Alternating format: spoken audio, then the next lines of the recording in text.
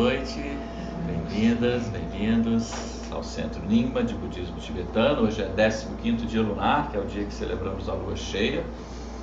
É sempre um evento especial, uma ocasião para estarmos juntos, reunidos, praticarmos juntos, o que é algo muito meritório.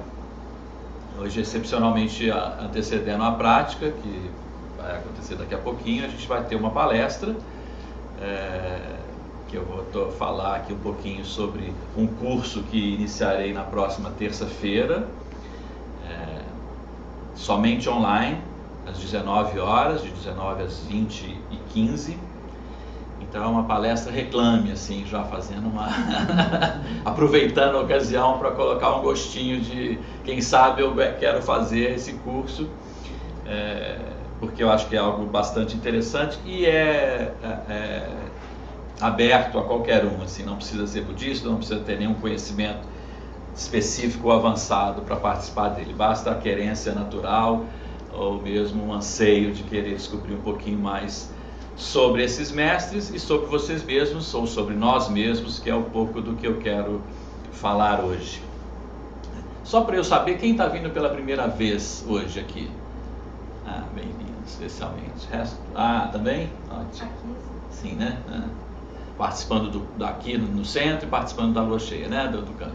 Ótimo. Boas-vindas especiais, e para os veteranos também, muito bom estarmos juntos, né, nessa prática. Antes de começar, como é praxe na nossa casa, a gente vai gerar uma intenção positiva para que esses 50 minutos aqui, que vamos estar juntos, possa trazer algo de benéfico para vocês, para todos os seres, que seja produtivo e positivo, né? Não somente para nós, mas para todos que puderem também deles se beneficiar. Então, simplesmente traga uma intenção, deixe a área do seu coração ficar um pouco mais sensível, né? Sinta ali o seu coração. Traga uma atenção para a sua presença aqui no salão, ou vocês que estão aí de casa, que possam também trazer uma atenção, deixar as preocupações do dia, né, do lado de fora. Convida a uma qualidade relaxante, curativa para a sua respiração. E firme essa intenção de que esses próximos minutos que estamos aqui juntos possam trazer benefício para você. Qualquer mínima partícula de bondade, de generosidade, ou até mesmo a paciência que vocês estarão praticando de me ouvir e de ouvir os ensinamentos, que ela possa reverberar e alcançar todos os seres sencientes.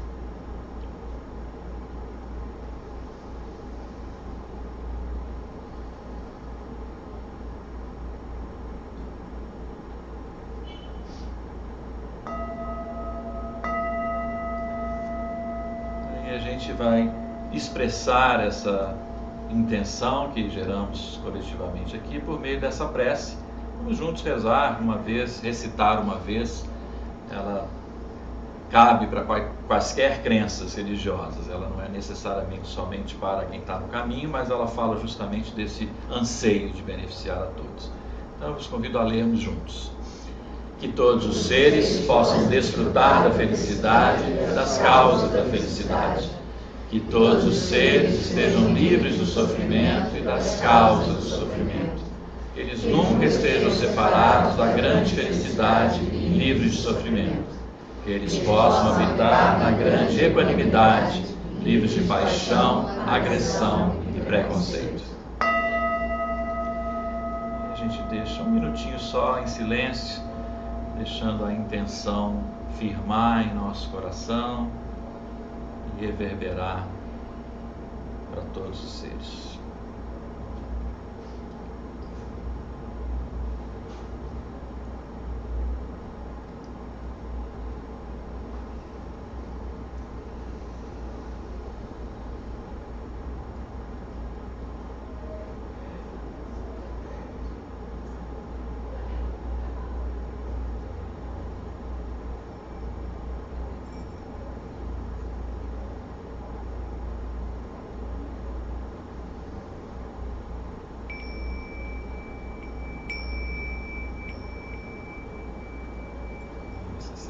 suas mãos, sente as suas pernas.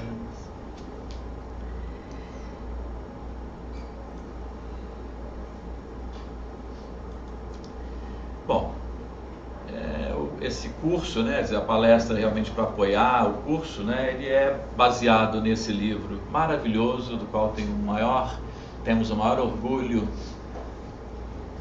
de tê-lo editado, que é um livro sobre Mahaguru Padmasambhava. É melhor você ficar olhando para lá, para facilitar a sua compreensão. Pode ficar onde você estava mesmo, basta que você vire para a televisão para que você veja a apresentação. Esse livro é, na verdade, extrato de um outro grande livro que integra uma coleção editada por nosso professor Tartana Rinpoche, que chama Crystal Mirror, que tem mais de 12 volumes, salvo engano. Esse integra o Crystal Mirror 4, e que é, então, a gente um belo dia... Opa, casa cheia, tudo que eu gosto. Tem almofada, tem ali, tem aqui, pode pegar ali. Integra essa coleção chamada Crystal Mirror, que é uma coleção muito importante, onde o Rinpoche tem ali um apanhado sobre várias temáticas com relação ao budismo, com vários aspectos históricos, geográficos e tudo mais, e nós extraímos, né, uma parte desse livro que justamente conta a biografia de Padmasambhava, que aí eu começando aqui me dei conta que eu não fiz um slide para falar quem ele é, mas vou falar, né, para quem esse salão é dedicado, e logo depois da biografia, dos feitos maravilhosos de Guru Padmasambhava, é a história dos seus 25 principais discípulos. E é muito lindo que fala dos 25 principais discípulos, e depois tem um adendozinho que fala de algumas discípulas. Entre os 25 há uma específica e especial, que é a Khandro Yeshe Tsogyal, mas fala também de outras femininas, mulheres, que é muito bacana também, que a gente vai poder explorar no nosso curso. Guru Padmasambhava, a quem esse salão é dedicado, aliás, essa casa tem uma forte conexão, é considerado o segundo Buda, ou também o Buda dos Três Tempos, e é ele responsável, digamos assim, quer dizer, ele surge depois, né, que o Buda Shakyamuni, o Buda do nosso tempo, entrou no seu último nirvana, quer dizer, no parinirvana, depois de passar por todos os 12 atos da vida de um Buda, e quando ele estava prestes a morrer, né, o seu corpo físico morrer, ele previu, ele vaticinou que depois dele viria um outro Buda, como ele fala, mais poderoso do que ele, e aí a gente tem que ouvir com um certo cuidado, justamente porque ele traria, além dos ensinamentos que o Buda Shakyamuni havia proferido, os ensinamentos dos mantras secretos, né?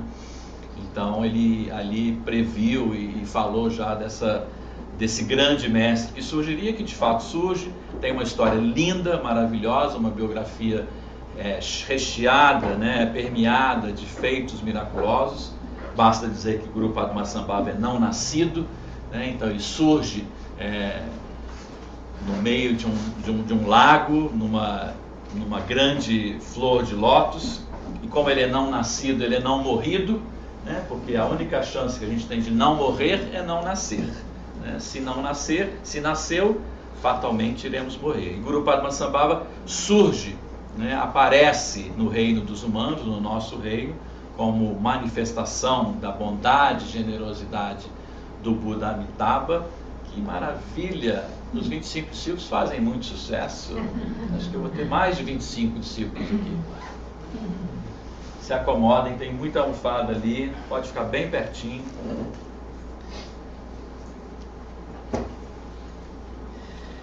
Então, o Guru Padmasambhava surge numa área geográfica que hoje seria talvez o Afeganistão, enfim, não importa. E surge como um menino de 8 anos de idade, né, manifestação da generosidade do Buda Amitabha, e ele surge justamente para trazer esses ensinamentos poderosos, né, e também com uma missão muito importante, que não é de levar o Dharma para o Tibete, mas fazer com que o Dharma se fixasse no Tibete, né? Haviam outras tentativas, já tinham outros reis que estavam com essa empreitada, eles estavam enfrentando uma certa dificuldade, e Padmasambhava, juntamente com o abade Shantaraksita e o rei Tritsondetsen, que é um dos seus 25 principais discípulos, aliás, o primeiro deles que a gente vai estudar, não hoje aqui. Eles, então, essa tríade, essa trinca, chamada Khenlop Chosun, né, o abade, o guru e o rei, firmam o Dharma no Tibete. Né? E aí, a partir daí, a nossa história dos 25 discípulos começa a partir daí, a partir do momento que o Dharma já encontra as condições adequadas, né? Estamos falando do século VIII, mais ou menos, a cronologia é muito variável.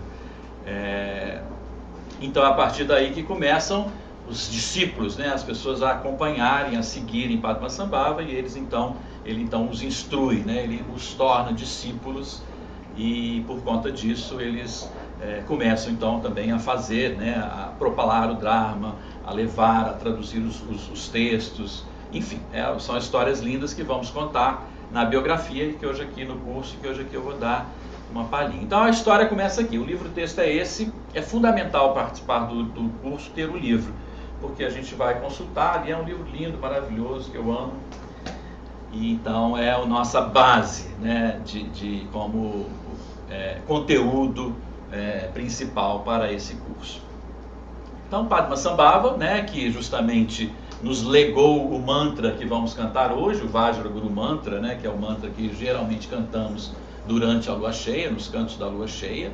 É um mantra que tem múltiplos significados. Aliás, os mantras eles têm significados que transcendem, né, a nossa cognição. Eles passam por um lado não só literal, né, mas não conceitual, mas sobretudo tem um aspecto importante, que é a de desobstruir, né, os obstáculos, quer dizer, nos ajuda a ultrapassar os tempos difíceis, né? Aliás, Guru Padmasambhava nos dá esse mantra a pedido dessa discípula Khandro Yeshe Tsogyal, que veio a ser também a sua consorte, que ela pede para ele, né, em tempos difíceis, quando a gente não tiver mais muito tempo para sentar e praticar nos eremitérios, nos lugares, como os dias de hoje, né?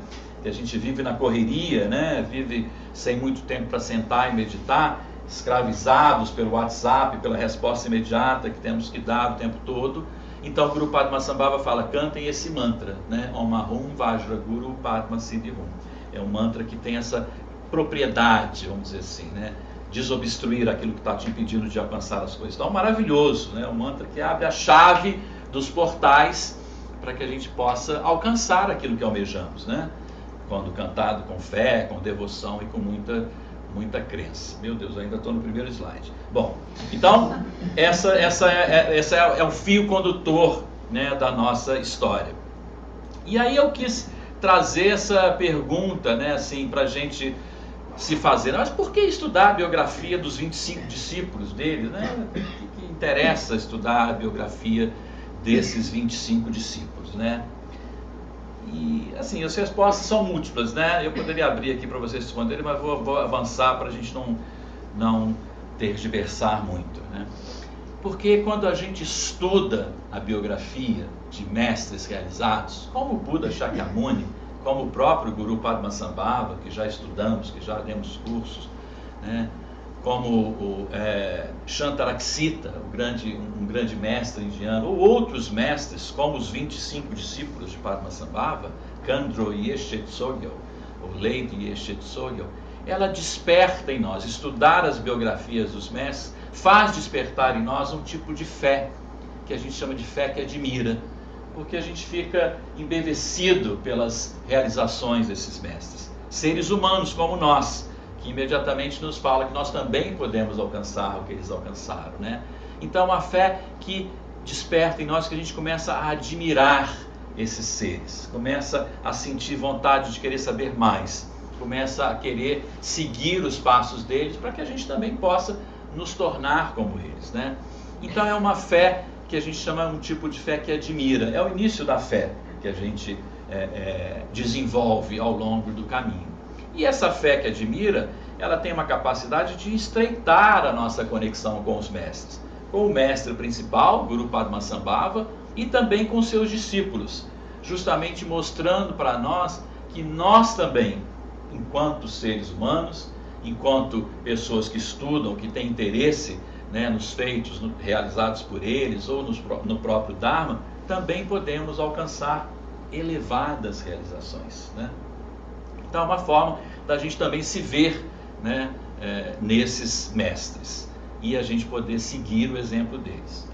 No nosso caminho, né, no caminho budista que a gente segue, né, a gente faz uma distinção um pouquinho da compreensão de fé, do que o Ocidente em geral tem, sem nenhum demérito para um para o outro, é apenas uma diferença, vamos dizer assim, na hora de que ela se desenvolve, que a gente pratica. A fé no caminho budista, ela chama fé, é uma fé que é baseada na confiança. Ela chama fé confiança. A palavra fé em tibetano é dadpa, que é justamente isso, significa fé confiança. É algo que você vê resultado na sua vida e que você começa a partir daí ganhar confiança naquilo. Você fala, poxa, isso realmente faz sentido, isso realmente traz resultado para a minha vida. Realmente cantar o Vajraguru Mantra me torna mais seguro, me faz conseguir atravessar as adversidades de uma forma mais calma, mais tranquila, com mais confiança. É uma fé que cresce a partir do conhecimento, porque a gente estuda as biografias, a gente estuda os feitos que eles realizaram, e que se desenvolve e que nos ajuda também a aprender mais sobre nós mesmos, né? Sobre a nossa mente e sobre a natureza da nossa existência. Então é uma fé que gera essa confiança, né? Que desenvolve essa confiança, porque a gente se vê também no lugar desses grandes mestres e que a gente começa, né, a criar e adquirir e a desenvolver esse conhecimento e a partir daí conhecer mais sobre a nossa própria mente. Então é um curso de biografia, mas é também um curso para a gente conhecer a nossa mente, para a gente também explorar nós mesmos, né, a natureza da nossa existência. Então não é só falar o relato deles, mas também um convite para a gente olhar para dentro e explorar a nossa própria mente, né, que é a razão principal do caminho budista, né?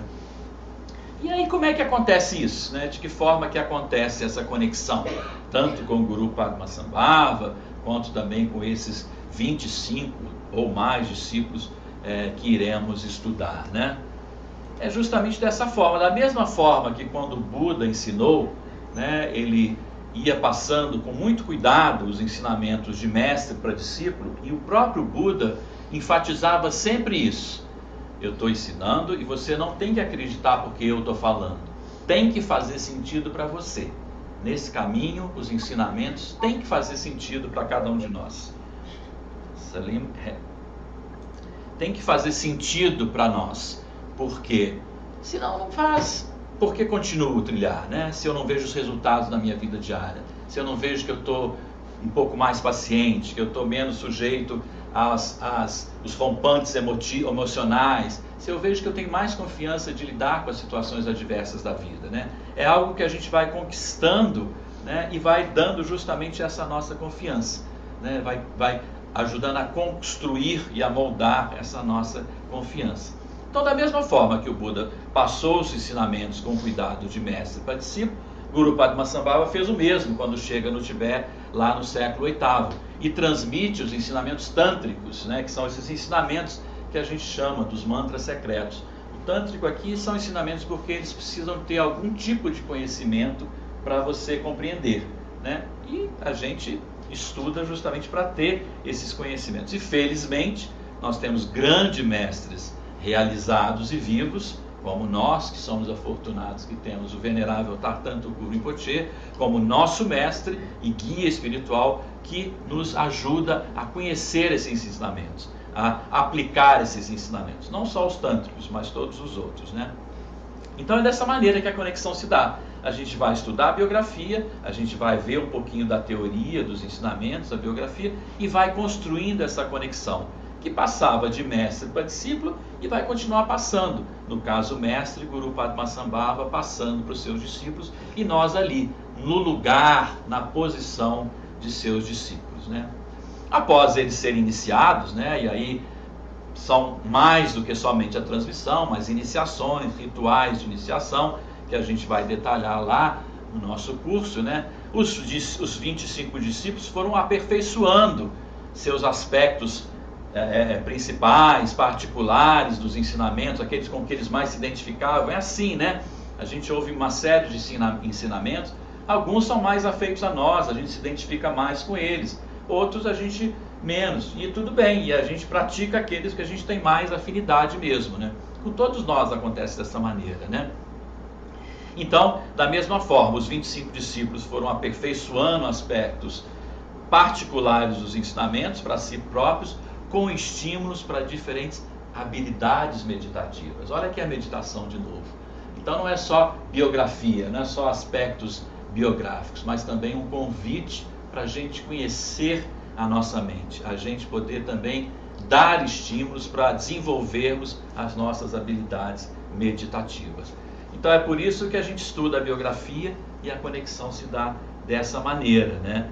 Com essa mesma relação discípulo e mestre. Mestre, no caso, Padmasambhava, e nós, ouvindo a história dos discípulos, nos colocando no lugar dos discípulos.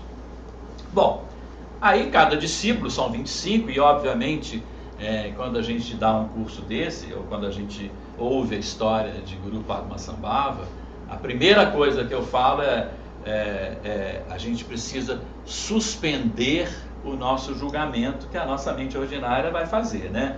O julgamento que quer colocar tudo dentro de uma caixinha, dentro de algo racional. A vida desses mestres é permeada de feitos sobrenaturais, né? De pequenos milagres, de pequenas habilidades que a gente pode falar, mas como assim ele voava? Como assim ele passava por entre as pedras?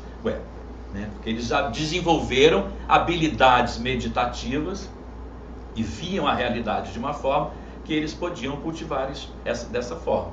E isso está disponível para nós também, né? Basta que a gente pratique. Não vai ser no estalar de dedos, é algo que a gente almeja e trilha durante o caminho. Então, cada discípulo dele passou a ser conhecido com um gesto específico.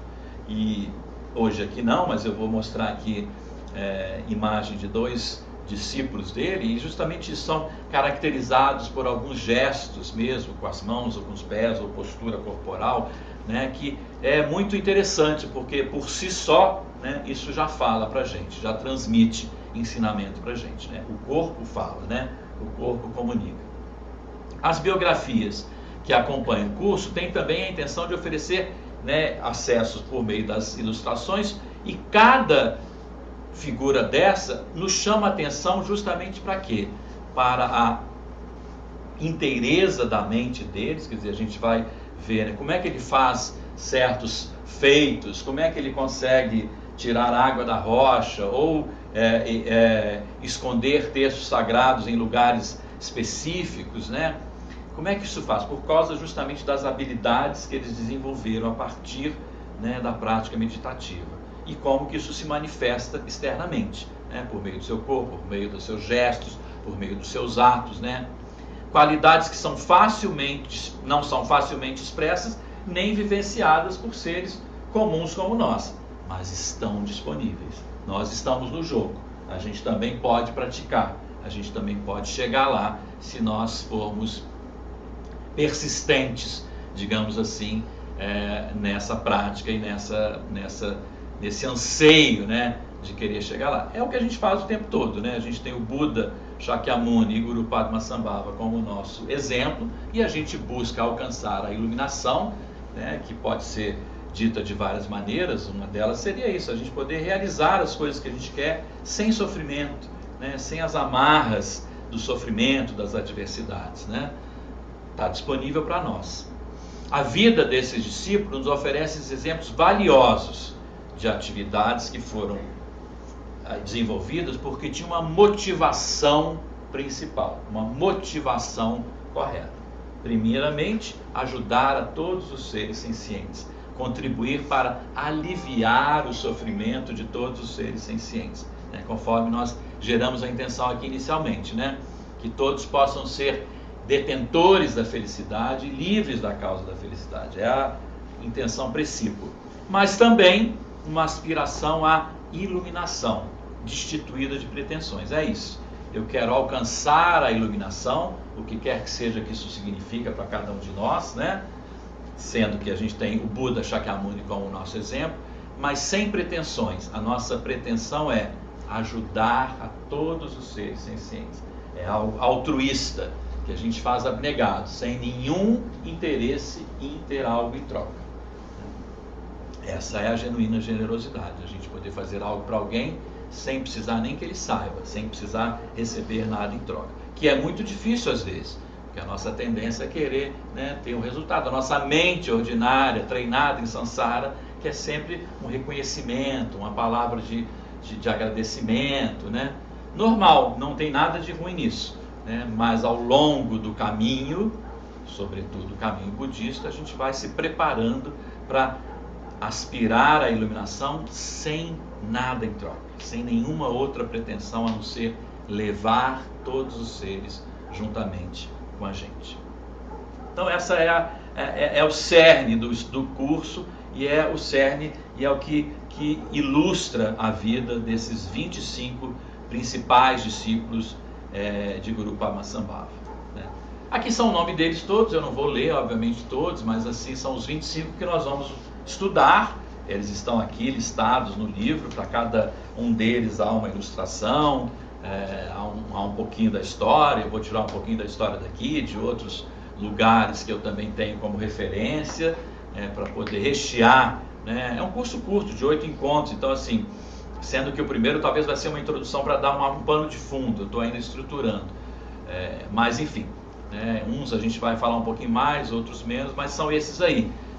Para falar de alguns, os 2 primeiros são esse, é o rei Tritson Detsen, que era o rei do Dharma no Tibete, na ocasião em que Padmasambhava foi convidado para ir lá. Era um rei muito justo, e ele tinha uma situação muito inusitada, muito peculiar, que ele estava construindo um monastério chamado Samye, justamente para poder firmar os ensinamentos naquele país. E é dito nas histórias, nos ensinamentos, que as forças humanas construíam de dia e as forças do mal iam lá e destruíam à noite. Então nunca havia progresso naquele lindo monastério. De manhã, de dia os homens construíam, de noite lá as forças negativas, maléficas, demônios, chamemos o que a gente queira, os obstáculos, né? Tudo isso pode ser dito dessa maneira, iam lá e destruíam. E ele, rei Tritson Detsen, não tinha poder suficiente, nem conhecimento suficiente para modificar isso. E aí estava ficando muito chateado com aquilo tudo. Aí ele tinha consigo esse abade, Shantaraksita, que também era um grande praticante. Um abade é assim como se fosse o reitor de um grande monastério. E ele também falou: olha, o meu conhecimento vai até aqui. Só há uma pessoa hoje na Terra que pode nos ajudar a remover esses obstáculos. Vejam a relação direta de Guru Padmasambhava com a remoção dos obstáculos, né, com a obtenção dos nossos objetivos, né, com a concepção das nossas missões. Por isso que ele nos dá o Vajra Guru Mantra, né? Então o abade aconselha o rei, fala: olha, eu acho que você tem que convidar Guru Padmasambhava para vir ao Tibete, para ele nos ajudar. Dito e feito. A história é linda, está aqui contada na primeira parte do livro, como é que ele convida, como é que ele chega, como é que, né, se dá o encontro deles. É muito bonito esse momento. E de fato, Guru Padmasambhava chega no Tibete, e o que é que ele faz? Ele é o grande Buda, detentor dos conhecimentos tântricos, dos mantras secretos.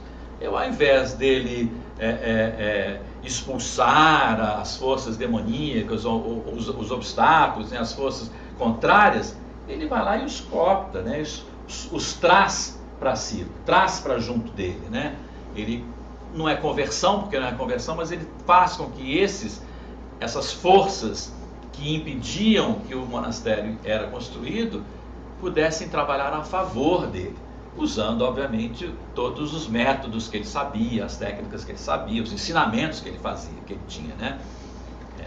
Então isso é muito poderoso, e é dessa forma, então, que Samye é construído e está lá até hoje, obviamente não como originalmente, que já foi destruído, reconstruído, restaurado, mas está lá lindamente.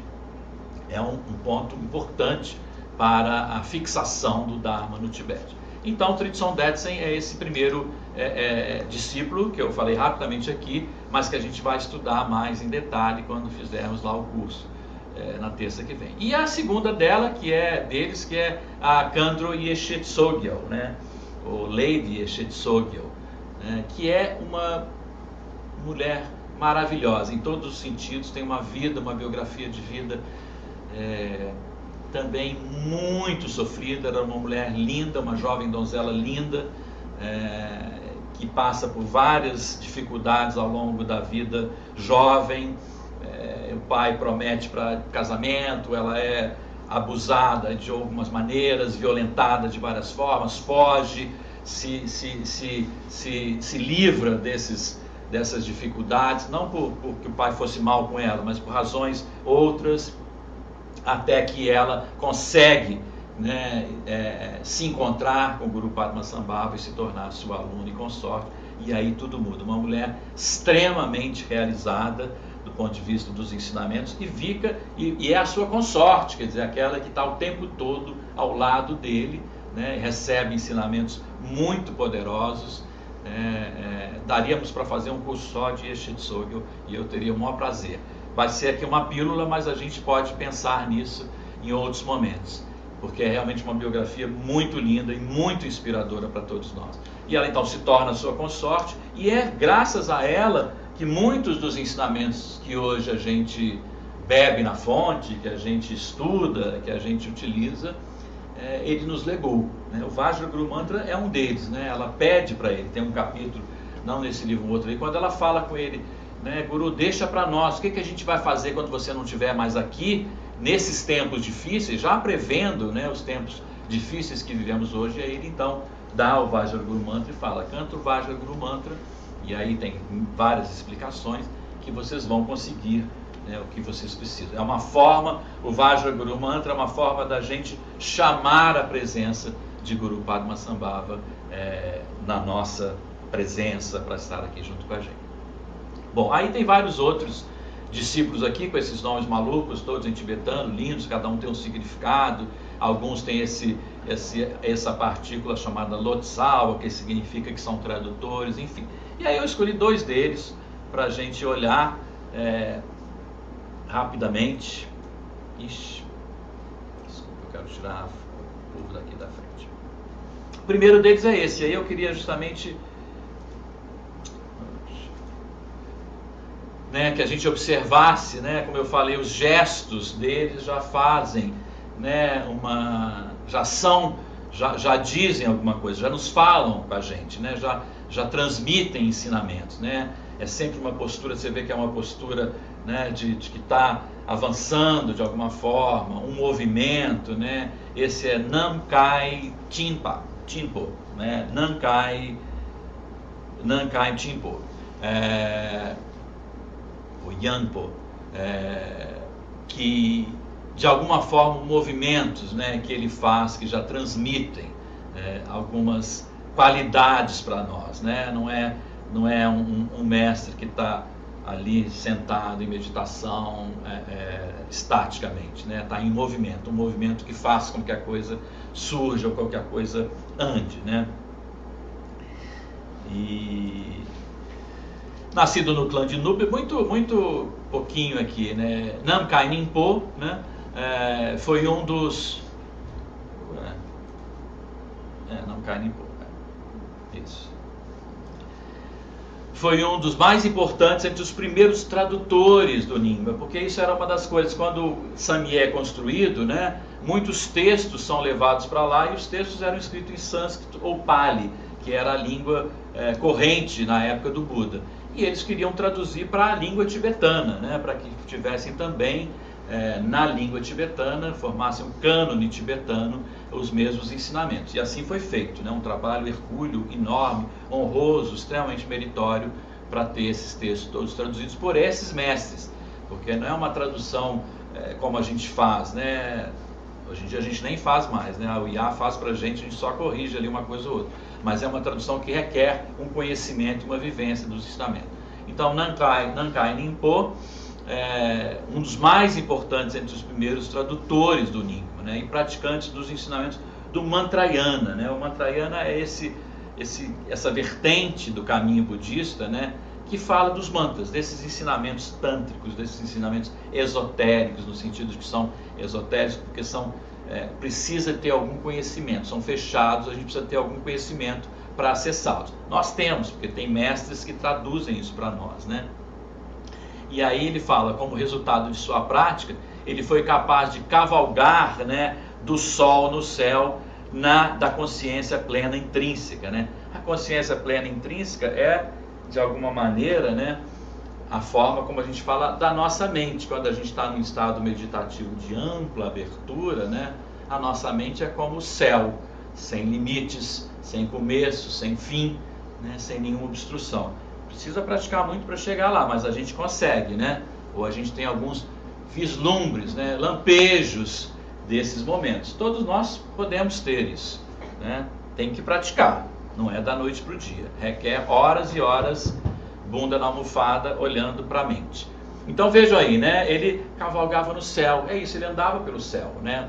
No céu da nossa né, atenção plena intrínseca, né? Ou consciência plena intrínseca. Mas é isso, é uma forma de você explorar a nossa mente. Por isso é que eu falo, não é só um curso de biografia, né? Mas vamos também falar de meditação. E aqui um outro deles, né, que é Yeshe Yang, né, o Yeshe Chang, né? Também, né, observem bem os gestos, né, observem bem a forma, né, como ele fala, como eles estão, né, abertos, né? É quase um balé, quase uma sei lá, uma postura, né? Tá voando, exatamente, uma liberdade total, né? Desses grandes discípulos. Yeshe Yang, né, foi um dos 8 editores. Vocês vejam que né, os 2 que eu escolhi aleatoriamente, nem foi muito aleatoriamente, mas assim, por coincidência, são editores ou tradutores dos manuscritos, né, porque isso é importante, né? Sistematizaram e registraram isso por escrito, né?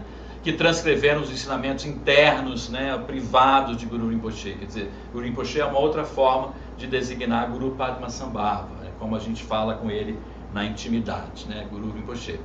Então, Yeshe Yang ou Yeshe Chang era esse que foi um dos outros tradutores, editores dos ensinamentos, né?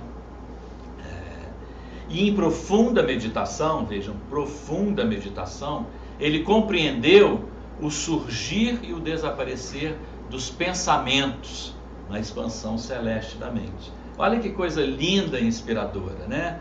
Em geral, a gente é sempre levado pelos pensamentos, né? A gente senta para olhar a mente, aí surge um pensamento, o que a gente faz? Vai na historinha dele, vai embora, né? E vai embora, aí quando você vê, já está lá, e aí volta tudo para cá, né? Então ele viu o surgir e o desaparecer, que é tudo que a gente quer, né? Como é que o pensamento surge? E deixa ele passar, deixa ele desaparecer, né? Não se apegue a ele, né? O surgir e o desaparecer dos pensamentos na expansão celeste da mente. Vejam novamente a metáfora da mente como o céu, sem limites, né? Sem começo e nem fim, né? A mente não conhece fronteiras, né? E sua consciência plena se estendeu além do espaço e do tempo, até o reino do não pensamento. É um mestre realizado, né, de extrema poder, extrema habilidade, né? Mas é um exemplo para nós, né? Nós também queremos dominar, ou pelo menos nos familiarizarmos com esse surgir e desaparecer do pensamento na esfera celestial da nossa mente, sem que a gente precise nos apegar a eles. Isso vai fazer com que a gente possa estar em qualquer lugar, sem limite de tempo e de espaço. Olha que convite maravilhoso. Estão convencidos ou não estão? Vamos nessa ou não vamos? Podemos nos tornar um dos 25 discípulos ou não podemos, né? Queremos nos tornar, queremos conhecer essa habilidade, né, de ver surgir e desaparecer os pensamentos? Eu quero, estou há anos tentando aqui alguns pequenos progressos. Então essa era a parte teórica, vamos dizer. O curso eu vou estruturar dessa maneira. Um pouquinho de teoria, como eu falei no início, um pouquinho de biografia e um pouquinho de prática. Tem que ter, né? Então vamos convidá-los para uma pequena prática. Aqui é a imagem de Guru Padmasambhava. Essa imagem é uma imagem famosa, ela chama Nyadrama, que significa parece comigo.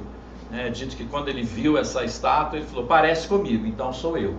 Então é uma estátua que é atribuída à figura física de Guru Padmasambhava. Então eu quero convidá-los. A gente vai, né, criar essa conexão com o Guru Padmasambhava, mesmo que você esteja ouvindo ele, o nome dele pela primeira vez. Talvez isso traga mais frescor para nós, né? Eu não sei, tem mais alguém? Eu perguntei quem estava vindo pela primeira vez, mas chegaram outras pessoas. First time? Não. Já os vi aqui, eu lembro. Ótimo. Maravilha. Ótimo, ótimo. Bem-vindas. Então, né, essa frescor, né, Guru Padmasambhava, esse nome, o que quer que seja que ele diga para você, né? Cria essa conexão, e essa conexão a gente vai estreitar cantando um pouquinho do Vajra Guru Mantra, antecedendo o que vai acontecer daqui a pouco, que a gente vai cantar por mais tempo. Aí a gente vai cantar o Vajra Guru Mantra, Om Ahum Vajra Guru Padma Siddhi Hum, né, para acalmar nossa mente, para abrir, e aí eu vou conduzir-os uma prática muito simples, muito breve, né? E aí a gente encerra, porque já é a hora do canto propriamente dito. Então, novamente, ponha-se numa postura relaxada, a coluna está reta, mas sem tensão, pode estar sentado na cadeira, você está na almofada, preferência com as pernas cruzadas. Traga uma qualidade de relaxamento, de cura na sua respiração. É uma ordem que você fala, eu estou relaxando, eu estou me curando. Começa com a ordem que você dá, o comando que você dá. Sem preocupações cognitivas, explicação do mantra, apenas deixa o mantra falar por si só. O Rinpoche fala, isso é para agora e para o próximo, que não vou ser eu que vou conduzir hoje. Mas o Rinpoche nos ensina que o mantra, ele tem a capacidade, a habilidade de transmitir as bênçãos por meio da nossa voz. Então, ouça você cantando o mantra, o Vajra Guru Mantra um pouquinho.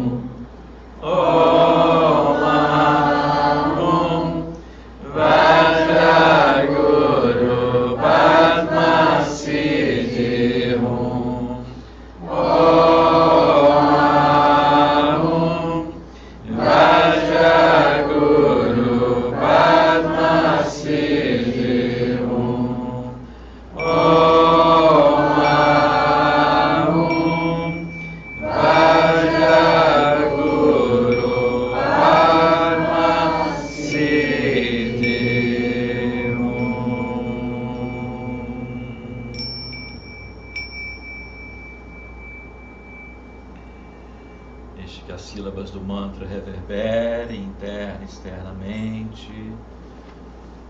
Continue com os olhos fechados, relaxados.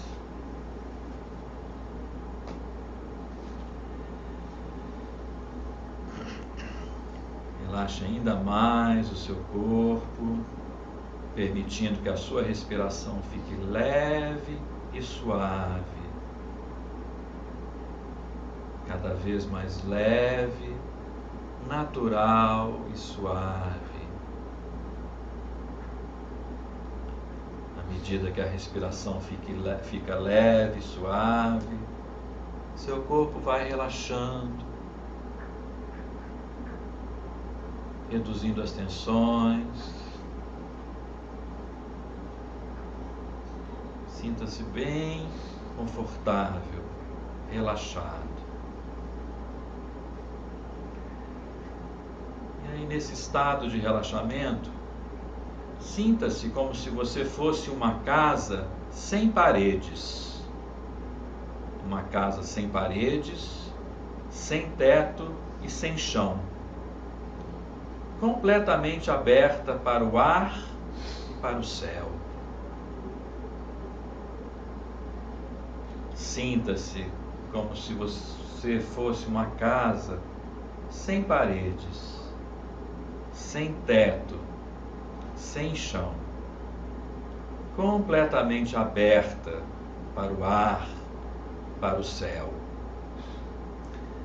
A brisa se move, às vezes fria, às vezes quente, e você é uma casa aberta, totalmente voltada para o céu, para o ar.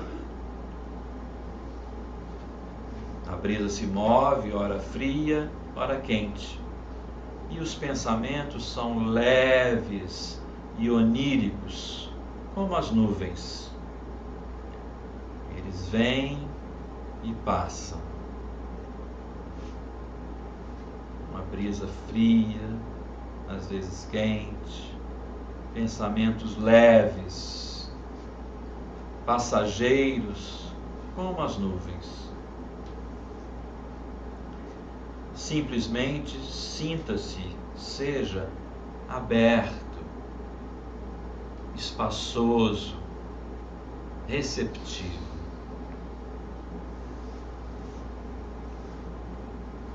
Seja simplesmente aberta, espaçosa, receptiva, dando boas-vindas a tudo o que surgir. Permita que o fluxo da experiência entre e saia, suba e desça, sem que você precise comentar. Apenas fique aberto, espaçoso, receptivo. Pensamentos leves que passam.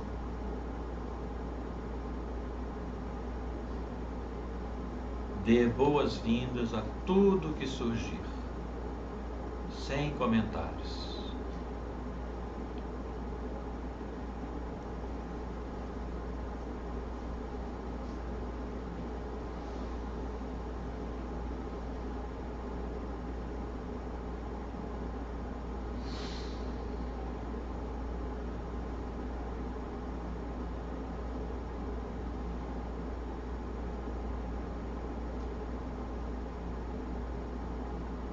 Só mais um pouquinho. Totalmente aberta, espaçosa, luminosa, receptiva.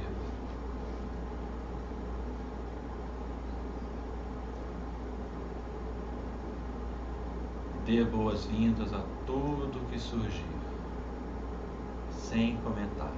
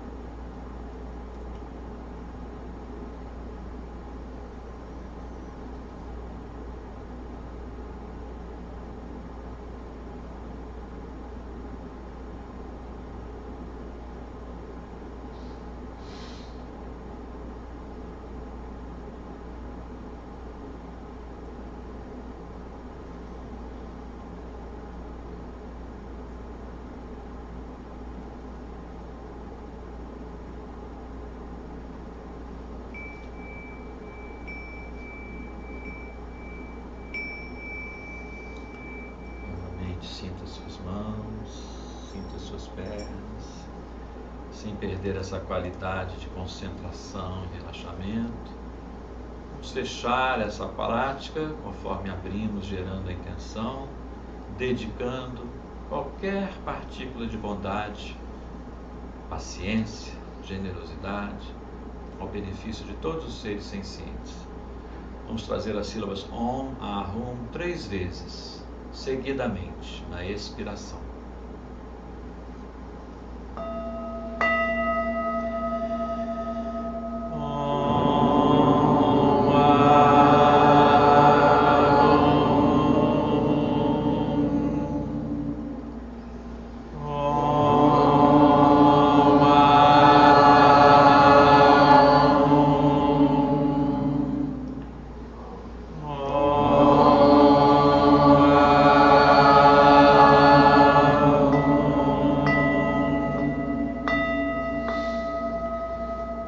Fecha a sua prática, se agradece, eu vos agradeço. Terça-feira, dia 7 de abril, 8 aulas, a partir das 19 horas, somente online esse curso. Quem tiver interesse, se tiver despertado em você um anseio de conhecer mais, se tornar também um discípulo de Padmasambhava, apenas venha. Muito obrigado pela presença. O canto é aqui mesmo, eu vou só tirar aqui, se quiserem, acho que dá para, eu avancei um pouquinho do tempo, mas acho que ainda dá para um ligeiro pit stop. Não sei, quem vai falar, só deixar eu interromper a gravação também, senão eu vou ficar... Infelizmente não vou poder abrir perguntas, mas adoraria.